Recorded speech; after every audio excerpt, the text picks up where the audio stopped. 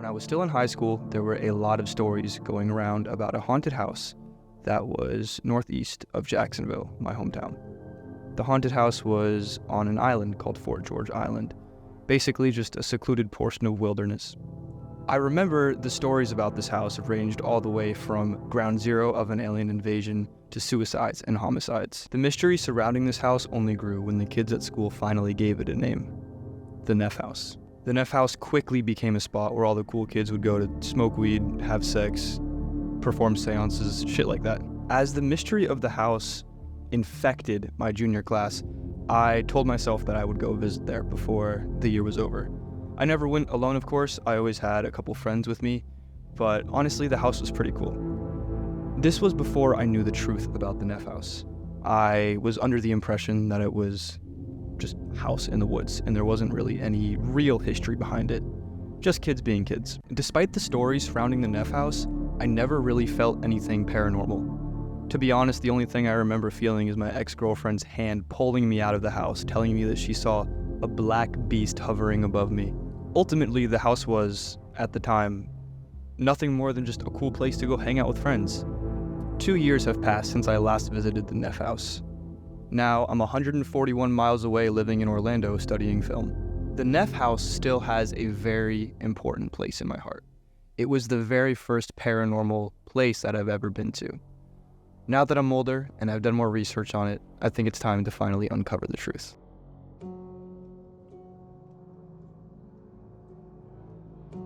The origin of the Neff house starts as many houses do, with construction. The local architect, Mellon Clark Greeley, was hired by Nettleton Neff.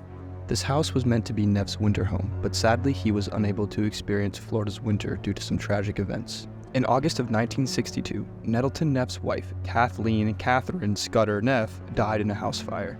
2 years later, Neff's son was found hanging from an apple tree in Connecticut. Both of these deaths significantly slowed down construction on the Neff house. 5 years later, on April 7, 1931, Nettleton Neff committed suicide. Now, none of these suicides took place in the house, like many of the kids at school said. So let's get that out of the way. As of right now, nobody has died in the house. After many years of vacancy, the house was bought by the Merrill family. Honestly, the Merrill family adds nothing of substance to the story, but who they sold it to next is when the story starts to take a cryptid turn. In 1967, the Neff house was sold to the Betz family. The Betz family had 6 children, so they had to make some significant renovations to the house. They added a kitchen wing, garage, and swimming pool. Now that we're done talking about construction, let's get started on the creepy shit. The story begins on March 27th, 1974, when Antoine Gary and Terry Betz were inspecting damage done to their property caused by a small fire. They stumbled across a metal ball imprinted with a small triangle. Once the Betz family took the sphere back to the house, they started to experience strange phenomena. The first of these were reported by Terry Betz, who was 21 at the time. While he was playing his guitar, he noticed that the sphere started to resonate with his music, similar to a tuning fork. Terry, being 21 years old, thought it would be a good idea to tell the press about this. This report caught the attention of a reporter in Jacksonville, Sandy Strickland. Sandy Strickland was the first reporter to cover the Betz sphere. She reported hearing organ music in the 7-level 21-room mansion, but no organ was found in the house. Mysterious phone calls, voices, and banging doors were heard in the house. Glass from closed cupboards would sometimes crash onto the floor. Now, this is where I believe the misconception of the Neff house being haunted began. I think a lot of people aren't familiar with the Betz Family Sphere, so when they hear about the house, and especially this report, they take it as a poltergeist. The Betz family then believed that these phenomena were happening because of the sphere they brought back into their house. With this conclusion, they contacted the Jacksonville Journal again in an attempt to understand where the sphere originally came from. A photographer from the Jacksonville Journal, Lou Egner, was sent to the Neff house. Once there, he reported that Miss Betz instructed him to place the sphere on the floor. Once he did, the sphere rolled away and then rolled right back to him, something that wasn't physically possible. The exact quote from him was, "It turned on its own and rolled to the right 4 feet away from where it stopped.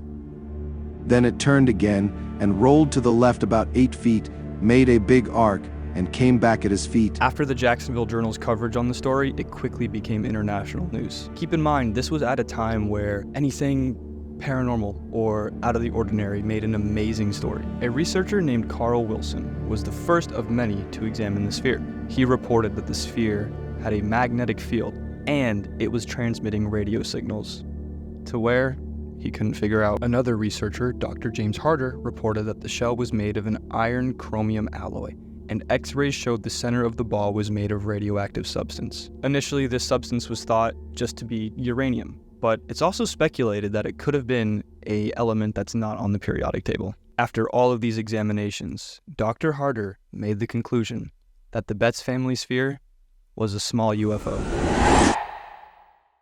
This conclusion created even more hype around the subject. UFO stories were huge at the time. There were so many people interested in the idea of extraterrestrials. But you know who was most interested about it? The government. The United States Navy got involved and they examined the ball. However, their examinations were basically the opposite of what everybody else had said. They stated that the ball was boring, that it was just stainless steel, and there's nothing in the middle. Based upon this and a couple of other examinations, the Betz sphere was quickly dismissed as just a hoax. No one knows where the sphere is today. Maybe the United States government took it. Maybe the Neff family buried it because they were annoyed with how many people were asking about it. Maybe it flew back up to its creators. I don't know. What I do know is that there's only one member left of the Neff family, and she doesn't want to talk about it. So I'm going to do what any reasonable person would do, and I'm going to go to the Neff house. So I'm here.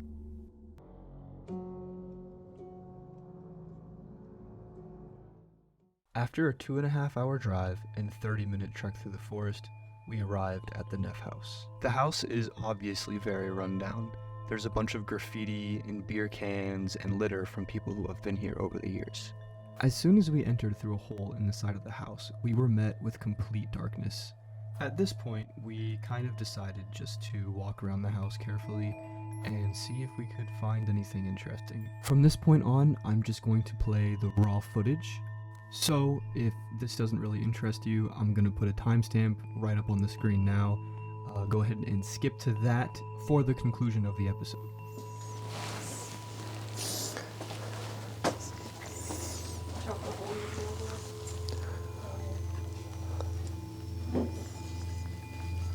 It was dust, so I don't know what I need to do. Yeah, watch your step.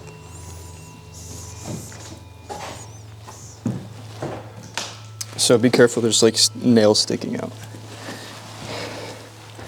Do you guys want me to see if it's even a basement? It's low-key nothing down here. You good? Yeah, I need to figure out how to get down without getting my hands all dirty. Okay, well, you gotta get your hands dirty.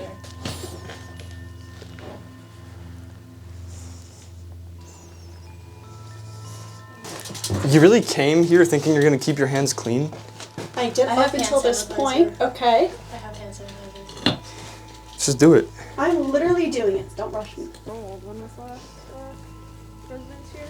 Ben. Oh, boobies. Gotta get that. Damn. This is the bathroom.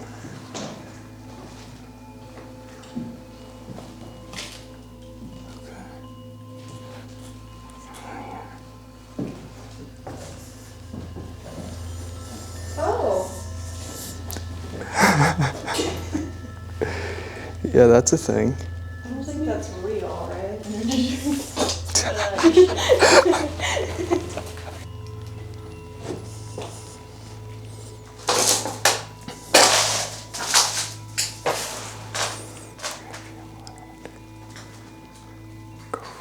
After exploring the Neff house, I've come to the conclusion that the place has no real paranormal energy. I really think the fear and suspense I felt when I was younger came from the falsified stories of high schoolers. The Betz sphere still does not have a concrete answer as to what the object was and where it went. It's rumored that the United States government took the sphere and silenced the family. However, there's no evidence of that whatsoever.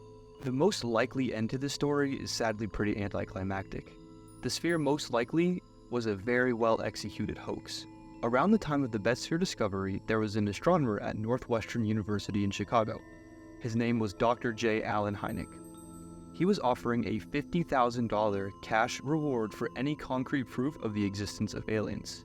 Terry Betz drove to New Orleans to show Dr. Hynek his sphere, which is where the sphere was said to be a hoax.